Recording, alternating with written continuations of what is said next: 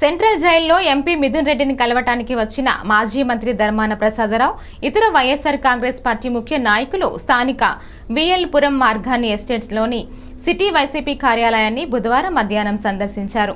ఆయనతో పాటు రాజ్యసభ సభ్యులు పిల్లి సుభాష్ చంద్రబోస్, ఆలూరు నియోజకవర్గ శాసనసభ్యులు B Virupakshi, Ramachandrapuram YCP coordinator Pilli Suryaprakash తదితరులు విచ్చేశారు. వారికి మాజీ ఎంపీ, వైఎస్ఆర్సీపీ రాష్ట్ర అధికార ప్రతినిధి మార్గాని భరత్రాం, బీసీ సంఘాల జేఏసీ రాష్ట్ర నాయకులు మార్గాని నాగేశ్వరరావు సాదర స్వాగతం పలికారు. ఈ సందర్భంగా దివంగత మాజీ ముఖ్యమంత్రి డాక్టర్ వైఎస్ రాజశేఖర రెడ్డి చిత్రపటానికి పూలమాల వేసి భక్తాంజలి ఘటించారు. డాక్టర్ వైఎస్ఆర్ సేవలను స్మరించారు. పలు అంశాలపై చర్చించుకున్నారు.